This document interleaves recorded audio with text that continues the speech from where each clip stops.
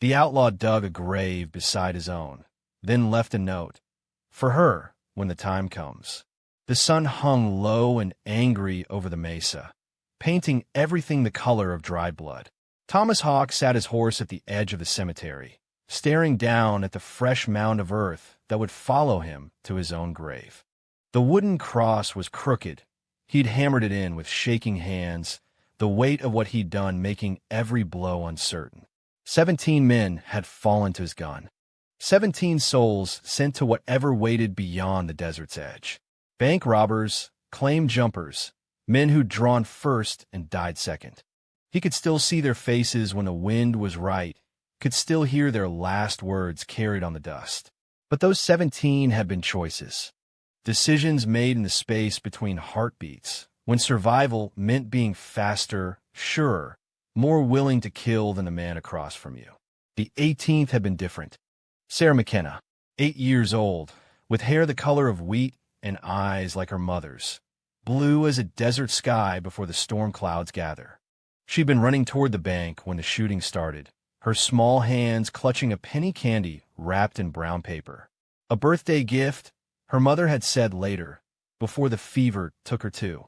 Sarah had been running to buy her sister a sweet for her special day. The bullet that killed her had been meant for Johnny Crace, a rustler with fast hands and a faster mouth.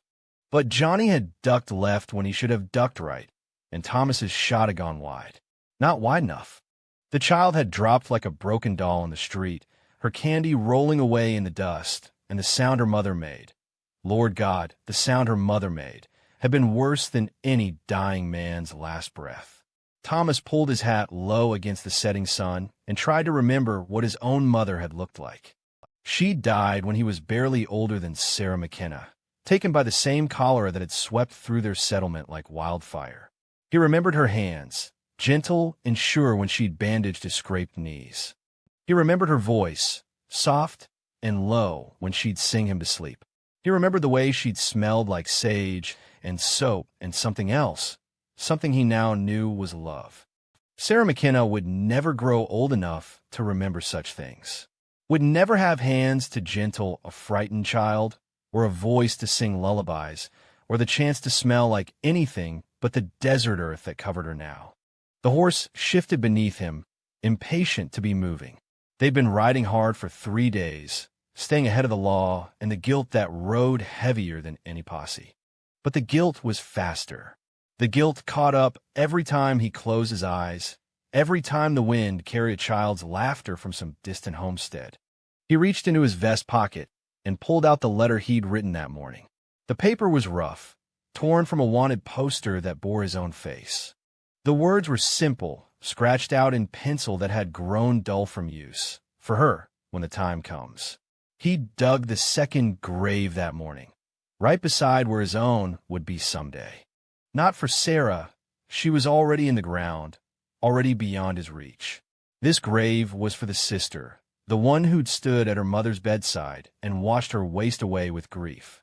The one who was still alive, still breathing, still walking through a world that had taken everything from her before she'd even learned what everything meant. Thomas had seen her once, 3 days after the shooting. A scrap of a girl with wild dark hair and eyes that held too much knowledge for someone so young. She'd been standing outside the church where they'd held the funeral, holding a rag doll that might have been Sarah's. When their eyes met across the dusty street, he'd seen something in her face that made his chest tighten. Not hatred, that would have been easier to bear. What he'd seen was recognition, understanding. The same look he'd carried in his own eyes since the day he'd first picked up a gun. She knew what it meant to lose everything. She knew what it meant to be alone. The letter felt heavier than it should in his calloused hands. For words that carried the weight of a promise he didn't know how to keep. He folded it carefully and placed it under a stone at the head of the empty grave. The wind tried to snatch it away, but the stone held firm. His horse snorted and stamped, ready to run. Thomas understood the feeling. Running was what he did best, from the law, from his past, from the faces that visited him in dreams. But some things followed, no matter how fast you rode or how far you went.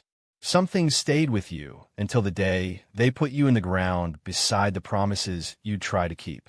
The desert stretched out before him, endless and unforgiving. Somewhere out there, a girl with dark hair and knowing eyes was learning what it meant to be alone in a world that took more than it gave. Somewhere out there, his past was waiting to catch up with him. It always did, eventually. The only question was whether he'd find a way to make things right before it dragged him down. Thomas touched the brim of his hat toward the graves, one filled, one waiting, and turned his horse toward the setting sun. The shadows were growing long, and the desert night was coming fast. In the distance, a coyote called to its pack, the sound lonely and wild and free. He rode toward that sound, toward whatever waited in the darkness beyond the mesa's edge. Behind him, the wind rattled the note against the stone, but it held fast, waiting like everything else in this hard country for its time to come. The weight of iron hung heavy at his hip, 17 lives and one child's laughter pressing down with every step his horse took into the gathering night. The town of Perdition squatted in the desert like a wounded animal, its buildings leaning against each other for support they couldn't give. 3 months had passed since Thomas Hawk had ridden away from those 2 graves, and the desert had carved new lines around his eyes, deeper furrows in his sun-beaten face. His horse moved with the careful steps of something that had traveled too far on too little water, each hoof fall raising small clouds of dust that settled back to earth like disappointment. The saloon doors hung crooked on their hinges, one barely clinging to its frame. Inside, men drank rot-gut whiskey and spoke in whispers, as if afraid to wake something that slept beneath the floorboards. Thomas had been here 2 days, listening to their talk, waiting for something he couldn't name. The bartender had a scar that ran from his left ear to his jaw, and his hand shook when he poured drinks. Everyone in Perdition looked like they were running from something or waiting for it to catch up. That's when he saw her. She was crouched in the alley behind the saloon, picking through scraps that weren't fit for dogs. Her hair had grown wild and tangled, dark as a moonless night, and her clothes hung on her small frame like sails on a broken mast. But it was the doll clutched against her chest that made his breath catch, a rag doll with yellow yarn hair and a dress made from the same blue fabric he remembered from that terrible day. Sarah's doll. The girl looked up as a shadow fell across her, and Thomas saw his own death in her eyes. Not the quick death of a bullet or rope, but the slow death of recognition, of knowing who he was and what he'd taken from her. She was thin as a whisper, her cheeks hollow with hunger, but her gaze was steady as a rifle sight. "You," she said, and the word fell between them like a stone into still water. Thomas had forgotten about the limp. The bullet had caught him in the leg during a robbery in Colorado, 2 years before Sarah McKenna died. It wasn't much, just a hitch in his step when he was tired or the weather turned cold. But Martha McKenna had been a careful woman, the kind who noticed things and remembered them.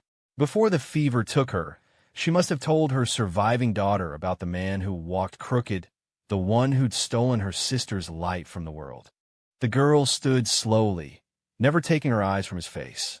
Her right hand moved to something at her side, a knife. Thomas realized, its blade longer than her forearm and nearly as wide. The handle was wrapped in leather strips, dark with old blood or sweat or tears.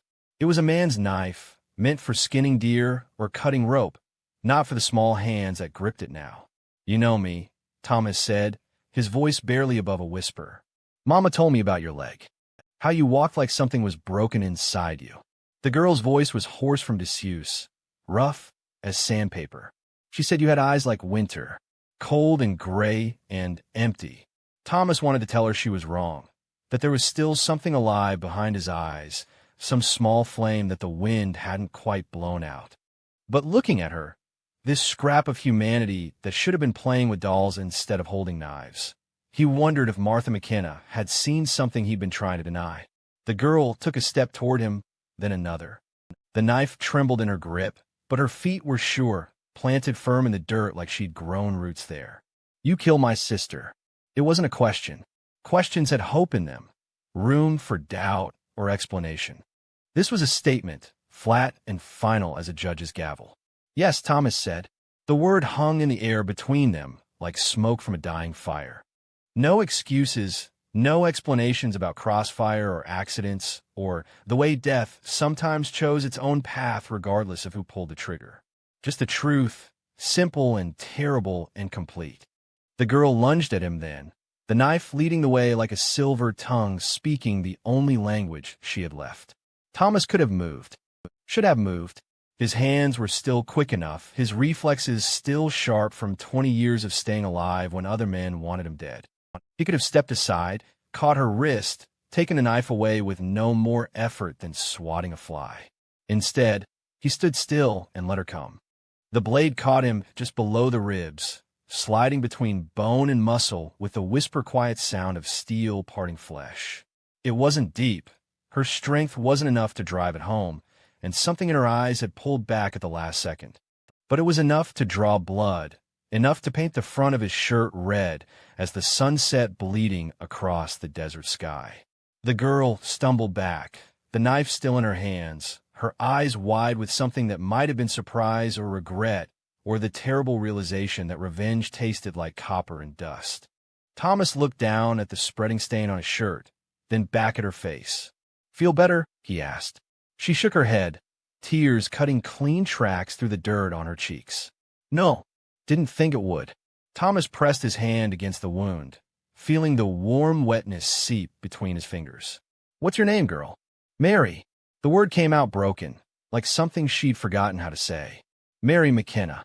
"Mary." He repeated it carefully, like a prayer or a promise. "You got anywhere to go, Mary McKenna?" She shook her head again, clutching the doll tighter against her chest. The knife hung loose in her other hand now, its purpose spent.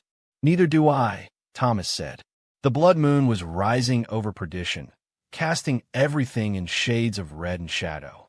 Somewhere in the distance, a church bell told the hour, its voice cracked and mournful. The girl, Mary, stood in the alley like a ghost waiting to be told whether to haunt or heal. Thomas looked at her and saw himself at 8 years old, standing beside his mother's grave with nothing but questions and the terrible weight of being alone. Some wounds never healed, just learned to bleed quieter. Some debts could only be paid in time and patience and the slow work of mending what couldn't be fixed. "Come on," he said, turning toward the saloon's back door. "Let's get you something to eat." Mary McKenna followed him into the red light of the blood moon, her sister's doll in one hand and her father's knife in the other, carrying the weight of her small world on shoulders too young to bear it. The first week passed without a single word between them.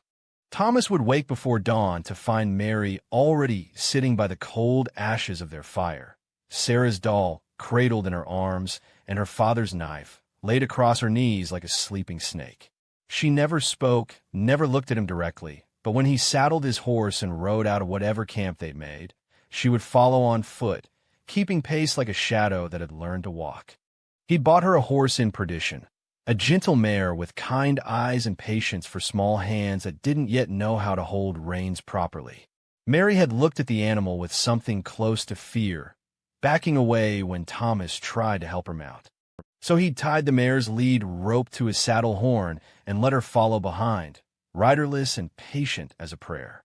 The desert stretched before them like God's own silence, broken only by the whisper of wind through sage brush and the steady rhythm of hoofbeats on hard-packed earth. Thomas didn't know where they were going. North, mostly toward mountains that rose blue and distant on the horizon like promises nobody had learned to keep yet. Away from perdition, away from the graves he'd left behind, away from everything that reminded him why silence sometimes felt safer than words. Mary walked beside the mare now, one small hand resting on the animal's neck. She'd named the horse in her mind. Thomas could tell by the way she whispered to it when she thought he wasn't listening.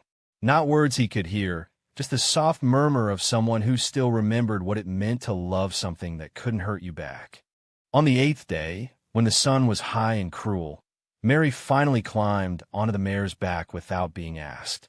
She sat stiff and uncertain, the doll clutched against her chest, but she stayed mounted as they rode through a valley where wildflowers grew in patches of impossible color. Thomas pretended not to notice the small smile that touched her lips when the mare's ears twitched at a butterfly's passing. He taught her things without teaching, the way his own father had shown him to track deer and red weather in the shape of clouds. When they made camp, he would lay out strips of leather that needed mending, letting his hands work while Mary watched from across the fire. She was a quick study, quicker than most grown men he'd known. Her fingers learned the pattern of stitches, the way to work oil into dry hide, the patience needed to make broken things whole again. When he shot rabbits for their dinner, he would clean them slowly, showing her where to make the first cut, how to separate skin from meat without waste. Mary's eyes never left his hands during these lessons, memorizing each movement like scripture. The knife that had drawn his blood in perdition learned gentler purposes, cutting meat, shaving kindling, trimming the mare's hooves when stones got lodged in the tender parts. She was still afraid of him. Thomas could see it in the way she startled when he moved too quickly, the careful distance she kept between them when they slept. But fear was mixing with something else now. Curiosity, maybe, or the desperate need to learn how to survive in a world that had already taken everything she'd loved. On the 15th day, Thomas set up a row of tin cans on a fallen log and handed Mary his spare pistol.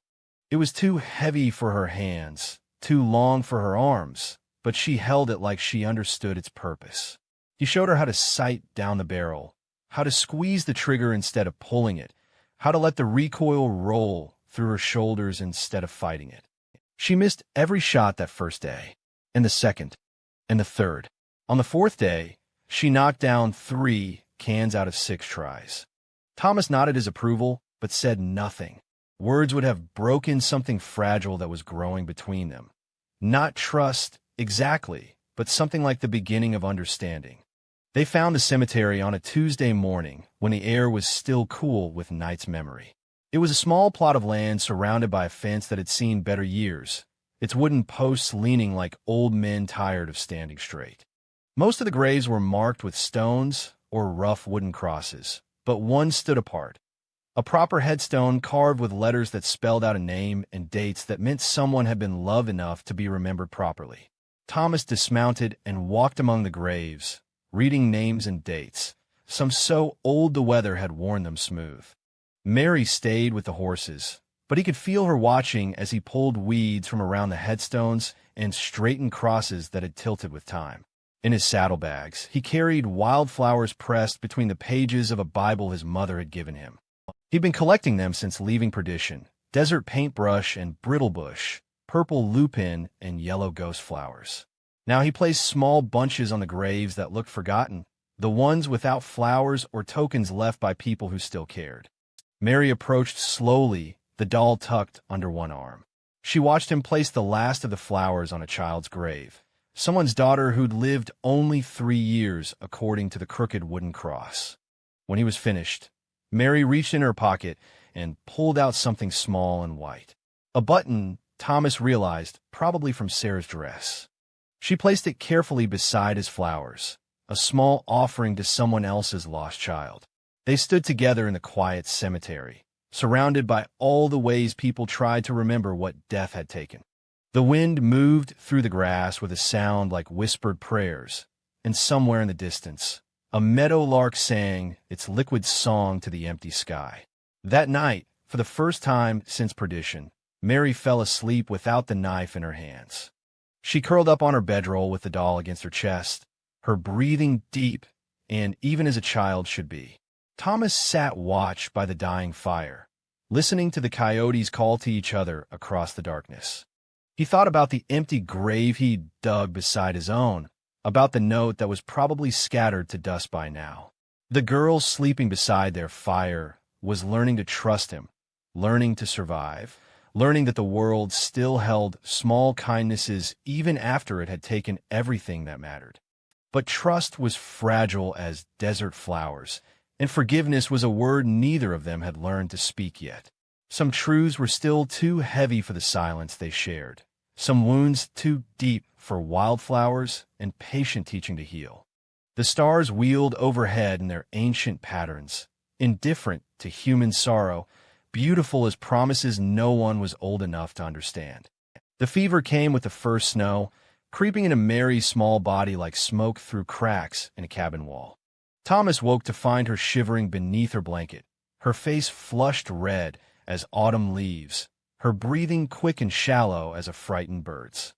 They'd been camped in a canyon for 3 days, waiting out a storm that had painted the world white and silent.